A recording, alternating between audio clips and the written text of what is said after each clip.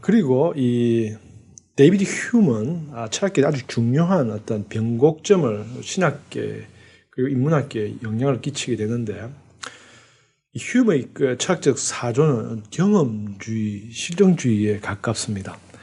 그러다 보니까 철학의 이 개념, 기적의 개념도 합리적으로 설명이 되기를 원했고, 합리적인 안에서 기적을 수용한다는 거죠.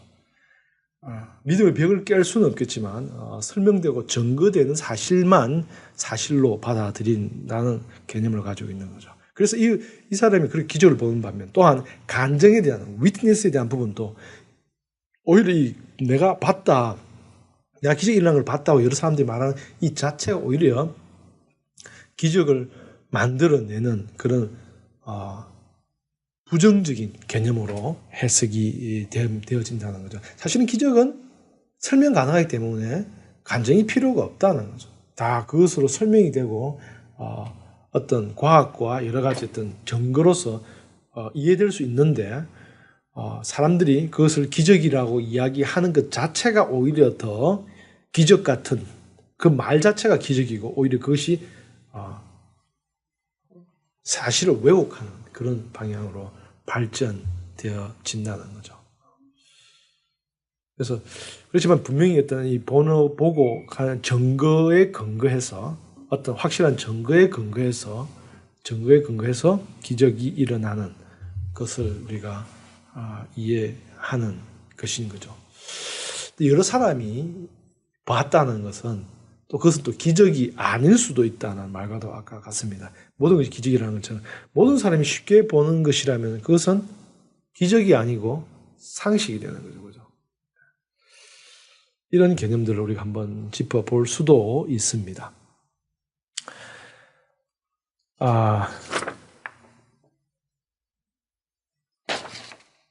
그리고 이 기적을 해석할 때 기적과 관련되어서 그 기적이 일어나는 일들을 어떻게 해석하냐에 따라서 우리가 방법론적인 자연주의로 정의되는 사람들이 있습니다. 그러니까 이 말은 어떤 자연의 귀납적인 어떤 원리를 통해서 어떤 기적이, 이 자연법 안에 기적이 일어나는 개연성들을 가지게 되는 거죠.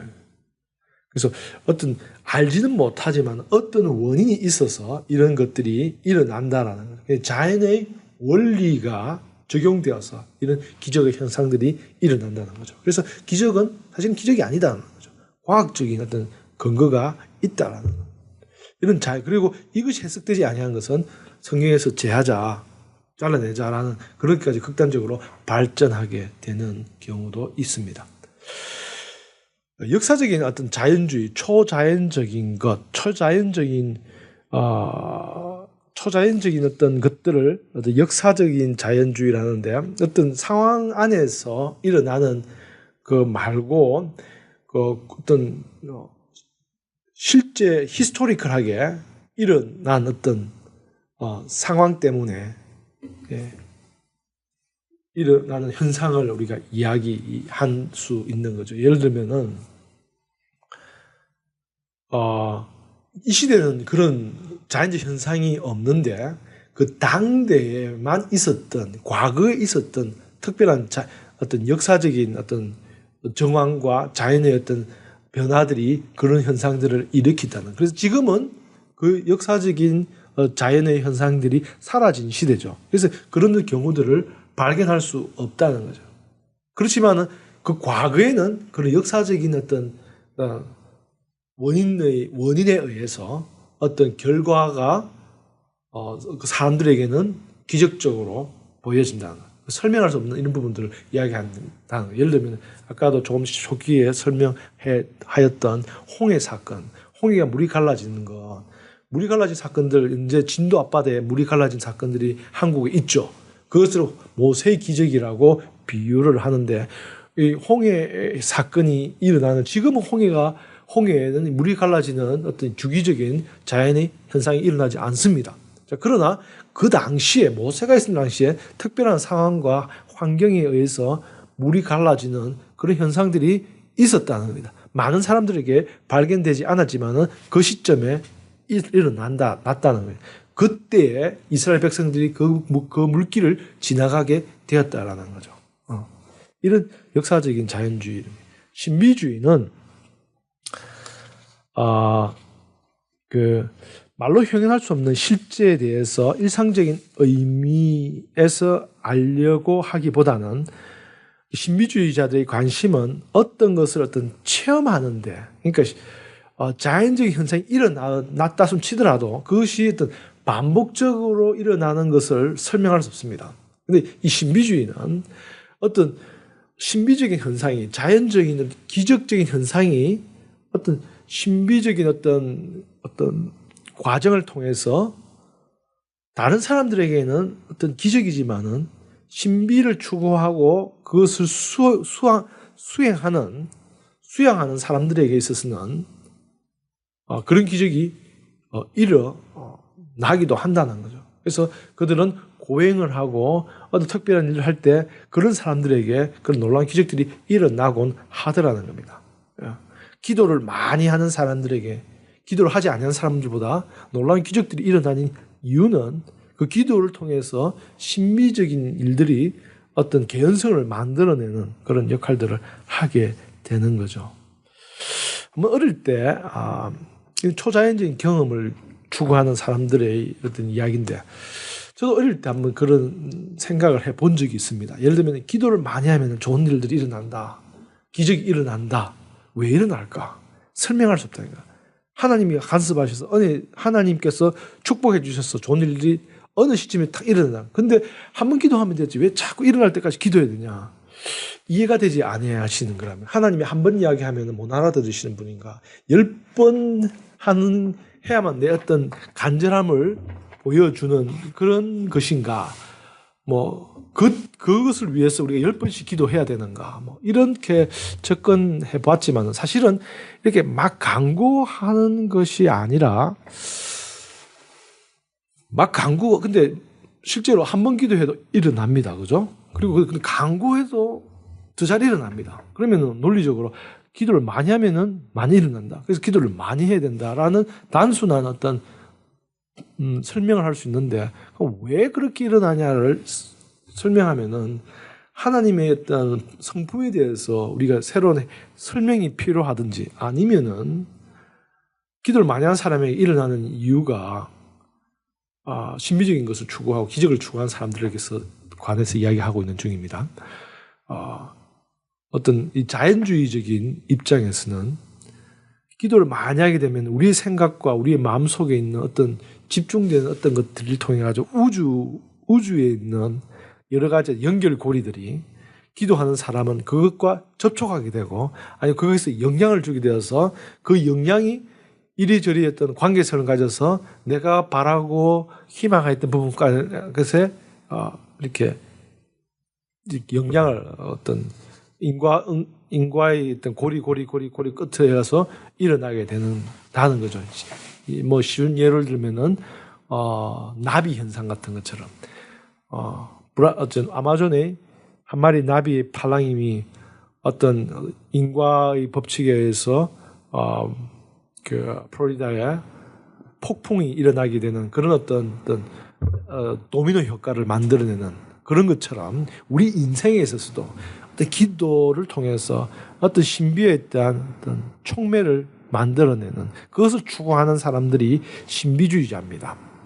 이 신비주의자들은 초자연주의자하고는 조금 틀립니다. 신비주의자 나름대로 논리를 추구를 합니다. 왜냐하면 이 신비가 한 번 일어나는 것이 아니라 어떤 컨디션을 만들어내야 되죠. 그죠? 논리적인 어떤 조건과 전제, 영적인 조건과 전제를 만들어냅니다. 이런 것들 가운데서 하나님께서 일어난다, 창조주가 허락한다, 기적을 베푼다 라고 설명을 하기 때문에 신비주의자들은 자기 자신의 나름대로의 논리를 가지고 있습니다. 그러나 이 초자연주의자들은 논리를 초월합니다. 말 그대로 반합리적인 어떤 갑작스러운 하나님의 주권적인 간섭에 의해서 뭔가가 단계를 뛰어넘어서 어떤 점프하는 그런 어떤 기적이 우리의 삶 속에 있다는 거죠. 그런 입장에서 기적을 본다는 겁니다. 자, 기적과 표적은 그럼 어떻게 다른가? 이 기적과 표적은 성경에 간혹 자주 등장합니다. 기적은 말 그대로 우리가 일상생활에서 잘 볼 수 없는 그런 사건들을 기적이라고 이야기합니다. 그리고 표적은 이 기적을 통해서 일어나는 하나의 어떤 상징적인 어떤 메시지, 어떤 사인을 담고 있는다는 원인을 이야기를 한다는 거죠. 기적은 어떤 시대의 어떤 변화와 아니면 하나님의 뜻 이런 것을 설명하기 위한 사인이라는 거죠. 표적이라는 거죠. 그래서 반복적으로 일어날 필요가 없고 사인은 그 한 번으로 충분하다는 거. 그러나 그것을 알아듣지 못할 때 또 다른 어떤 사인으로서 표적으로서 다른 모습으로서 보여주는 것뿐이지 똑같은 기적을 반복적으로 우리의 그냥 기적이 일어나는 유익성 때문에 일어나는 그런 기적을 추구하는 것이 아니라 성경에서 많이 의미하는 기적들은 표적으로 우리에게 제시될 때가 많습니다. 그래서 예수님께서 많은 기적들을 행하셨지만은 성경에 기록된 것은 그렇게 많지 않다라고 요한 사도는 그렇게 증거하고 있습니다. 예수 그리스도 하신 일은 하늘에 다 기록해 온 책에 다 기록해도 모자란다. 그리고 놀라운 그 일들은 적을 수 없지만 성경에 기록한 그런 기적들은 표적이다라는 거죠. 그렇게 기록할 수밖에 없었던 이유는 하나님께서 그 기적을 통해서 뭔가 하고 싶은 말들이 있었기 때문이다라는 겁니다. 그런 어떤 신비주의와 초자연주의의 개념 그리고 표적의 개념이 사실은 신앙 안에서 조금씩 다릅니다. 신비주의는 나름대로 어떤 수련과 어떤 프로세스와 과정을 통해서 하나님과의 접촉하고 하나님과 일치를 추구하는 것인 반면에 초자연주의는 하나님의 또 신비의 그러니까 부조리한 간섭에 의한 상식계를 뛰어넘는 일들을 기대하는 거죠. 예. 그래서 설명될 수 없는 거죠. 초자연주의 말 그대로 슈퍼내추럴, 내추럴하지 못하는 거죠. 그러나 신비는 궁극적으로 해석이 되고 설명이 되고 또 목적을 가지고 있고 이해를 전제로 하고 있다는 겁니다.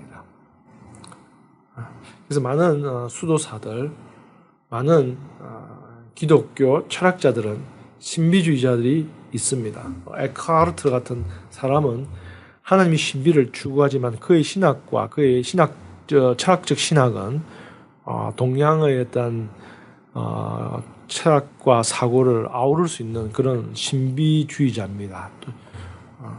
그래서 동양 신학을 한 불교라든지 도가를 했던 사람은 이 에크하르트 신비주의자의 신학자들의 책들을 보고 이 독일 신학자 신비주의자입니다. 를 보고 정말로 이렇게 도를 추구하고 동양의 어떤 철학 가운데서 신비를 추구한 그들과 너무 흡사한 내용들을 가지고 있음을 말할 때가 있습니다. 그 이유는 신비주의가 어떤 논리와 관념을 전제로 출발하기 때문입니다.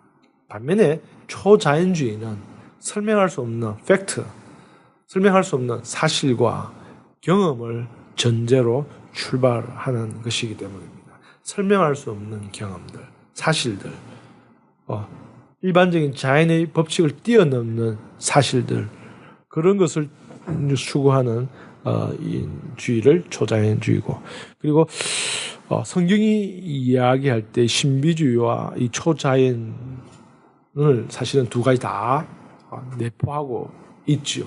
예. 두 가지 다 우리 표현되고 있습니다. 이런 부분들을 하나만을 추구할 때 한 어떤 객체성으로 나아가기도 하고 둘 다 추구하기도 하고 때로는 한쪽이거나 저거나 추구할 때가 있습니다. 그러나 어느 것이 더 좋다, 맞다가 아니라 어떤 것을 더 잘 설명하고 더 타당하게 하나님의 표현으로서 나가냐는 그런 것을 우리가 이해했으면 좋겠습니다.